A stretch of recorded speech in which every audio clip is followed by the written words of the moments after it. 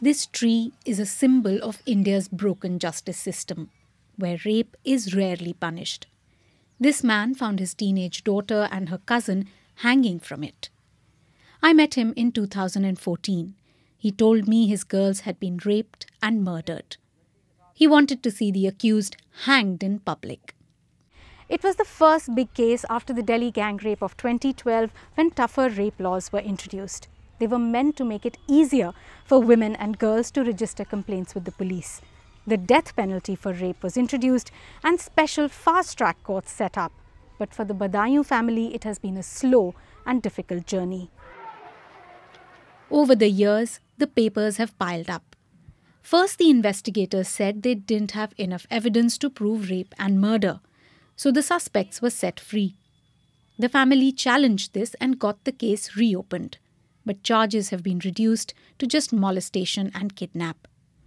The law says that cases should be heard quickly, but the courts are deaf to our pleas. I've been doing the rounds of courts, but the poor hardly ever get justice. For the mother, it's a battle that's gone on too long. I just hope we are still alive to see justice being done. Gyan Singh is the lawyer representing the Badaयूं family. The case is being heard in a fast-track court, but they can't power through a system creaking at the seams. Courts के लिए विशेष सुविधाएं नहीं है. कभी-कभी कोई FSR report है और बहुत सारी रिपोर्ट्स हैं वो विलम्ब से आ पाती हैं. कभी-कभी एविडेंस जैसे हम सरकारी गवाह हैं जैसे आईओ है डॉक्टर है ये लोग ट्रांसफ़र पे चले जाते हैं तो दूर से संबंध तामील होने में दिक्कत होती है देर से आते हैं तो इसी वजह से थोड़ा विलम्ब हो जाता है. Government figures bear this out. There were 95,000 pending rape cases at the end of 2013. This had risen to 145,000 by the end of 2019. Some question the point of the laws.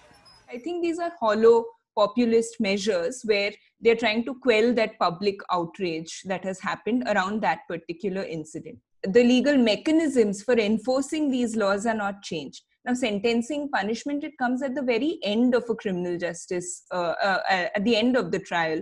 And before that, both the victim and the accused, they have to go through a lot of processes. But some parents are abusing the law to punish their daughters. They're filing false rape cases and causing untold suffering. We are calling this woman Usha. When I told my lover that my parents did not approve of our match, we had to elope. But my father found me and brought me back. He beat me up with a rope and sticks, starved me, and then sold me off to another man. Usha was 17 at the time. She ran away again, fell pregnant and got married to her lover. But legal reforms had raised the age of consent from 16 to 18 years. She was considered unable to give consent and her parents were able to accuse her lover of rape, getting him and his family thrown in jail. I was accused of conspiring with my son to kidnap her. I spent 2 weeks in jail. Her family then ransacked our house, broke the door and took away our animals. We had to go into hiding to save our lives. Seema is from a non-governmental organization called Anandi. They helped Usha get her husband's family out on bail. Their support also meant Usha could stand up to her parents. When I turned 18, I filed a case of trafficking against my own father.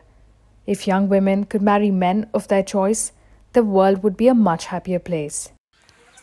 Many parents want to control their girls.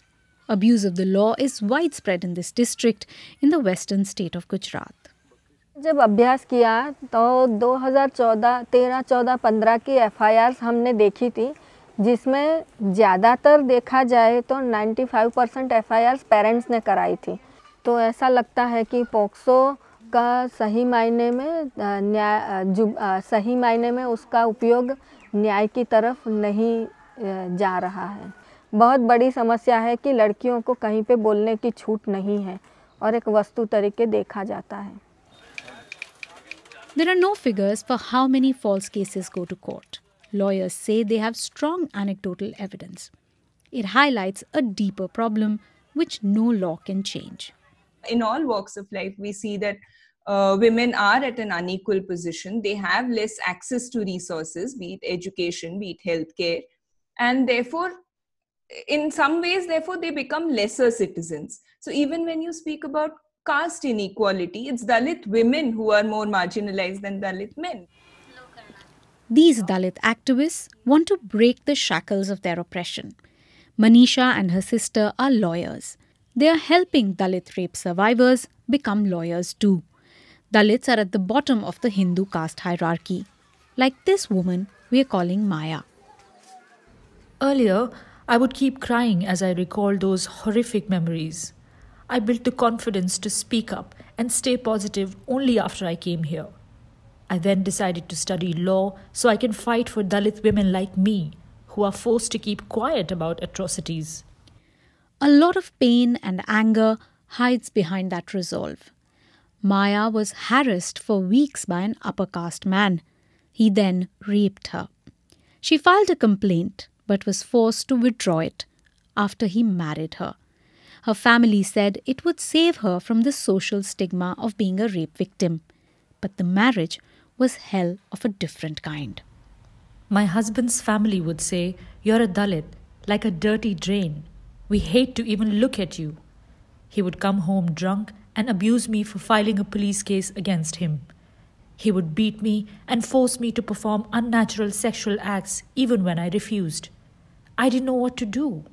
I even thought of committing suicide. Manisha helped Maya reopen her old rape complaint, adding the charge of unnatural sexual acts. Manisha knows it's dangerous work, but is driven by love for her people. दलित महिलाएं उनको एक objective की तरह प्रकाश लोग देखते हैं, तो इसीलिए उनको वो मतलब जैसे जब चाहें यूज कर सकते हैं, छोड़ सकते हैं। और जो भी महिलाएं उनको लगता है कि ये इस अत्याचार के खिलाफ आवाज़ उठाएंगी तो उनको मर्डर कर दिया जाता है। इकोनॉमिक स्टेटस सारा ख़त्म हो जाएगा, उनको भूखा रहना पड़ेगा और उनको न्याय भी नहीं। पुलिस प्रशासन पूरा उन्हीं के हाथ में है, पूरा कोर्ट उन्हीं के हाथ में है, जितना भी पॉलिटिकल प्रेशर है वो सब उनका लोगों का दबदबा है। In this Dalit neighborhood, as in many across the country, women are gathering to support each other. There is anger, a few laughs, and a growing resolve. मुझे कानूनों के बारे में, मैं स्कूल स्टूडेंट थी, कुछ नहीं पता था, बट मैंने ये सोच लिया कि मुझे इसके खिलाफ लड़ना है। और ये मतलब मुझे कुछ भी हो जाए, मेरी जान भी चली जाए, पर मुझे जो लोगों के साथ हिंसा हो रही है वो विक्टिम बन के मर रहे हैं, मुझे ऐसे नहीं मरना है, मुझे लड़ते हुए मरना है। मुझे एक विक्टिम की तरह नहीं, मुझे एक लीडर की तरह मरना है।